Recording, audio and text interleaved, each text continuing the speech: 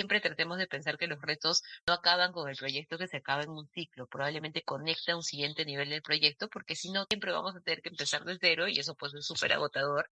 Bienvenidas y bienvenidos a Diálogo Maestro, una estrategia del programa de liderazgo para directivos de Enseña Perú. En este espacio entrevistaremos a diferentes especialistas quienes nos darán su punto de vista sobre la educación y el rol crucial directivo. Estaremos acompañándolos May Maxeo como parte del equipo de formación y Jaira Lencastre como directora del programa de liderazgo para directivos de Enseña Perú. Para este episodio dialogaremos con Ángela Bravo Chacón, educadora y politóloga quien es especialista del equipo de educación de la UNESCO en Perú, entrenada en innovación educativa y pedagogía efectiva en Finlandia, Corea del Sur, Estados Unidos, Chile, Colombia, Brasil y Escocia. Juntas conversaremos sobre la cultura de trabajo en base a evidencias. En esta última entrega conversaremos sobre cuáles son los siguientes pasos después de recoger la evidencia. Empezamos. El tema que tenemos que tener claro siempre es que no podemos hacer todo a la vez así queramos, así que tenemos que enfocarnos en algunos retos o entenderlos bien. Entonces, de hecho, creo que hacer el proyecto de innovación o el proyecto de la estrategia de cambio va por ahí, ¿no? O sea, pensar un tema sobre el cual yo puedo trabajar y empezar a trabajar y entenderlo bien para poder empezar a explorarlo con datos cualitativos y cuantitativos. Esto, por ejemplo, en investigación se llama como el diseño de la pregunta de investigación o el diseño de la problemática de investigación. Y esto es importante porque a veces cuando no definimos bien el reto, nosotros podemos estar trabajando un tema que en realidad era pero estamos trabajando por acá en otra acción. Y esto tiene que ver con que no nos tomemos suficiente tiempo para pensar el reto. Esto es muy, muy importante porque la problematización en educación es muy compleja y tiene muchas entradas y tiene muchas formas de verse. Y a veces cuando no delimitamos bien qué cosa queremos atender o qué es lo que nosotros queremos resolver, cuando empezamos ya a buscar datos o buscar evidencia, nos empezamos a perder porque no hemos logrado definir bien qué cosa queremos encontrar. Entonces, imagínense que tienen que escapar, salir de un bosque, están atrapados, perdidos en el bosque y tienen que encontrar la ruta de salida. Pero hay muchas rutas de salida. Entonces, no podemos concentrarnos en todas a la vez, pero de repente vamos a elegir esta ruta de salida esta vez y vamos a mantenernos dentro de esa ruta de salida. Y eso es la delimitación del problema o el diseño o la identificación del reto primero. Y por eso es bien importante que nos hagamos algunas preguntas sobre qué cosa es lo que realmente queremos resolver. Entonces, por ejemplo, si yo quiero mejorar alguna situación que ocurre en el uso del patio, ¿no? Eso es un tema que parece no importante, es algo que normalmente no controlamos dentro del diseño pedagógico, el diseño de la escuela, como que los espacios de recreo suelen ser también espacios de recreo para los maestros, entonces como que es un momento así de locura total, todo el mundo hace lo que puede en ese momento. Pero, por ejemplo, hay modelos pedagógicos interesantes donde el uso del recreo regula con un mejor uso de los espacios. Y esto implica, por ejemplo, tener espacios para que se realicen diferentes actividades, se puedan realizar actividades más tranquilas, actividades más de movimiento, algunas actividades dirigidas donde los estudiantes pueden tomar roles de liderazgo o puedan tomarse también algunos espacios para poder aprovechar más esos espacios que se piensan para el recreo para hacer clases por fuera del aula, ¿no? Por fuera del espacio tradicional del aula.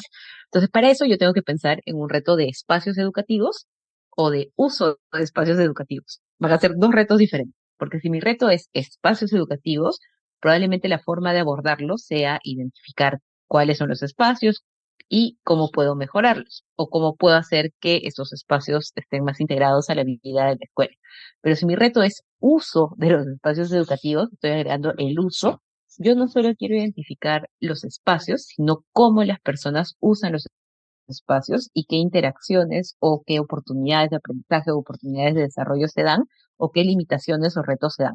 Entonces, si bien vamos a trabajar en ambos retos sobre el mismo tema, el enfoque que le vamos a dar a los datos va a ser diferente, porque si yo quiero investigar los espacios educativos, así como entender cómo son y mejorar los espacios que hay, lo que yo voy a hacer es identificar qué espacios hay, cuántos espacios hay, qué tipo de actividades hay en esos espacios. Voy a identificar, caracterizar los espacios. Pero si yo quiero identificar el uso, más bien tendría que saber, además de cuántos hay y cómo son, cómo se emplean y qué actividades se realizan, cuándo se realizan, quiénes las realizan, cómo se dan las actividades en términos de género de las personas, es una cosa interesante. Si ven, por ejemplo, quiénes usan el patio, más espacio en el patio, los niños o las niñas, es igual, hay diferencias de oportunidades para quienes no les gusta de repente jugar deportes o todos tenemos que jugar con una pelota porque esa es la actividad que se da y es la actividad principal y quienes no les gusta eso están en una esquinita esperando que no les caiga un pelotazo.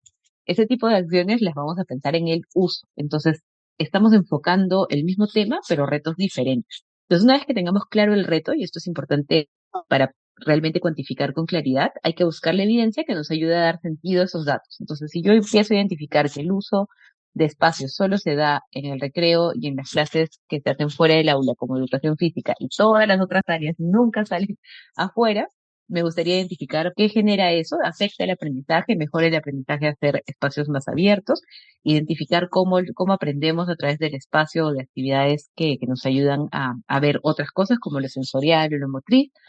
Puedo entrar a investigar un poquito sobre eso para poder justificar por qué este reto es importante.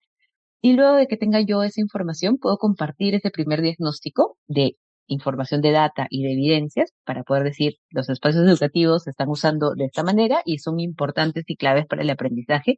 Y hay estos textos, por ejemplo, que nos muestran lo clave que son para poder mantener la atención. No nos podemos concentrar si estamos sentados viendo hacia adelante todo el día. Si cambiamos de ambiente, si cambiamos de medio de aprendizaje, aprendemos mejor porque mejoramos nuestra capacidad de concentración y nuestra atención se hace más extendida. Entonces yo traigo ese evidencia, yo traigo esta data a la mesa, la comparto, recojo las perspectivas de otras personas y eso probablemente me ayude a mejorar mi visión del problema y también a buscar el compromiso de otras personas para asumir este reto como común. Eso es un tema que los líderes que presentamos antes tenemos que tratar siempre de convencer de que lo que estamos proponiendo hace sentido para todos y conectar esa problemática que nosotros estamos viendo como relevante, que ya hemos identificado como relevante, con los intereses o con las prioridades de otras personas que nos pueden ayudar en el camino a mejorar.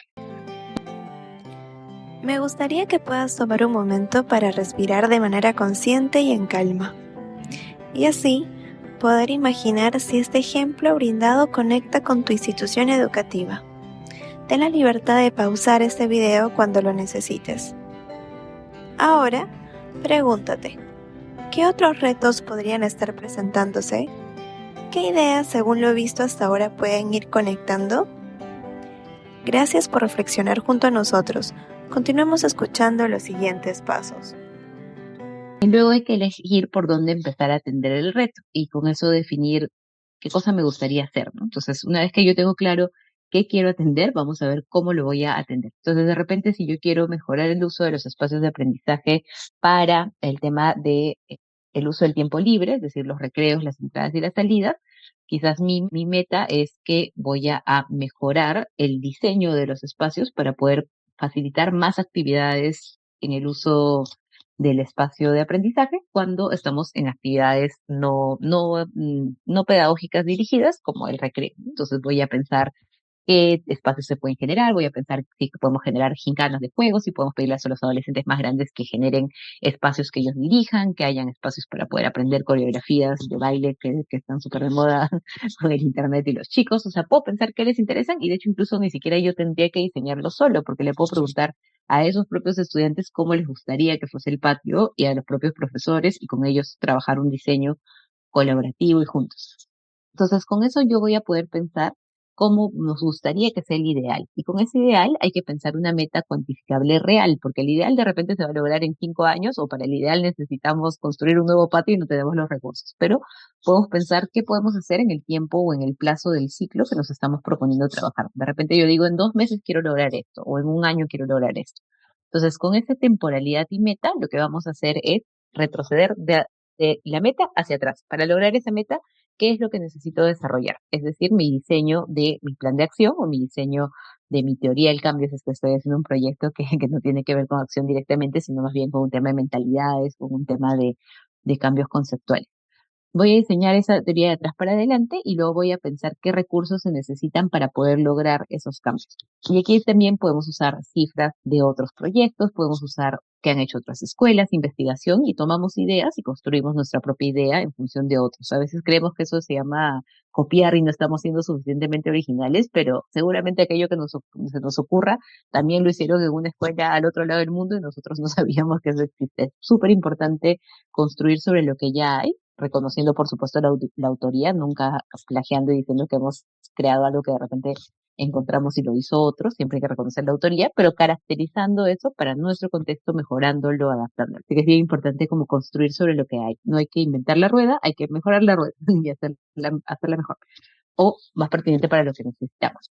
Y luego hay que determinar en qué momentos voy a observar y evaluar lo que está pasando para poder ver si necesitamos ajustar algo y cambiar las cosas a tiempo y no esperar a que termine todo el ciclo y recién ver qué cosa puede hacerse mejor. Eso es súper importante para que los cambios realmente sean de impacto y efectivos. Y estas observaciones que haga yo de los momentos antes de la meta final, las puedo devolver a los actores que están trabajando conmigo como retroalimentación para poder asegurar cambios o mejoras en función de lo que estamos observando juntos, con mi guía de lo que funciona o no funciona. Y pues para cerrar hay que evaluar el ciclo entero, reflexionar y sistematizar, que eso es algo que también hacemos muy poquito, porque terminamos el proyecto y ya es como, ya, terminó, nunca más lo queremos volver a ver. Pero en realidad, si hacemos eso, vamos a tener un montón de proyectos chiquititos que se van quedando ahí en como un cementerio de muchas buenas ideas, pero que no terminan generando cambios más grandes. En cambio, si cada año nos comprometemos en que vamos a mejorar el uso de los espacios educativos para el aprendizaje, quizás el primer año fue el patio, pero el segundo año va a ser que todas las semanas tengamos al menos un momento de clases afuera del aula. Y para eso hay que generar otro tipo de espacios, y para eso hay que generar otro tipo de gestión del horario y de la gestión del tiempo de la escuela. Y para eso hay que capacitar a los profesores, y para eso hay que pensar qué vamos a hacer con esa hora fuera de aula. Y vamos a ver si es que funciona o no funciona, vamos a ver si es que a los estudiantes les parece provechoso. Y podemos ir mejorando y cambiando y generando otros espacios. Entonces, y quizás en un tercer año podemos de repente ya con esas bases y con esos resultados buscar un financiamiento que nos ayude a generar otro espacio, por ejemplo un espacio de lectura abierto donde podamos ir a leer afuera de clases o un espacio tipo anfiteatro donde podamos mostrar nuestras habilidades. Entonces yo puedo presentar un proyecto más ambicioso que va construyendo sobre lo que hice en los años previos. Entonces siempre tratemos de pensar que los retos no acaban con el proyecto, que se acaba en un ciclo, probablemente conecta a un siguiente nivel del proyecto, porque si no, siempre vamos a tener que empezar de cero y eso pues es súper agotador y además es poco efectivo y poco eficiente en términos del cambio que puede generarse. Y cuando sistematizamos o reflexionamos hay que pensar en lo básico, son 4 preguntas básicas que hay que hacernos. ¿Qué queríamos hacer y por qué? ¿Cómo lo hicimos? O sea, ¿qué intentamos hacer? ¿Qué funcionó y qué no funcionó? ¿Y cómo podríamos hacerlo mejor, diferente o más grande en la siguiente vez? Así que hay como 4 preguntas para sistematizar muy simples, que además están muy alineadas a los concursos del FONDEP o a los concursos de otras iniciativas para mostrar resultados, impacto, estrategia y reflexión. Así que son 4 preguntas básicas para sistematizar.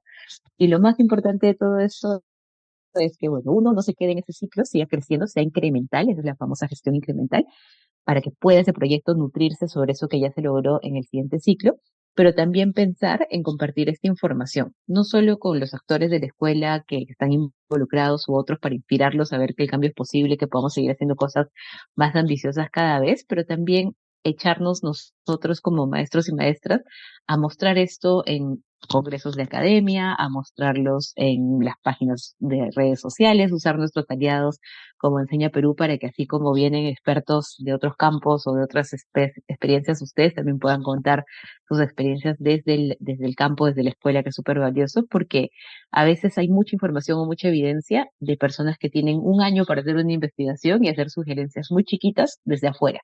Es muy, muy valioso que quienes tenemos el rol de hacedores, de practitioners, tomemos un rol muy importante en compartir lo que hacemos y lo que aprendemos y lo que puede funcionar y lo que no funciona para que realmente la evidencia tenga esta nutrida base en la realidad. Así que si nosotros no tomamos los espacios, y esto es algo interesante porque en otros países, en muchos de los eventos hay directores o profesores, por ejemplo, en eventos académicos que presentan las cosas o hay iniciativas para fomentar la investigación desde la escuela, desde la investigación colaborativa o la investigación de acción. En nuestro país no tenemos un sistema así, todavía, pero pues hay que empezar a construirlo y pues seamos nosotros los protagonistas también de ese cambio. Así que no nos sintamos cortos o chiquitos de que nuestra investigación de repente no es una investigación totalmente basada en la fórmula de investigación científica o de las ciencias sociales, pero es una investigación-acción, que es un recurso muy valioso y que tiene aprendizajes y nociones muy importantes. Así que anímense a escribir, a contar, a mostrar, a participar,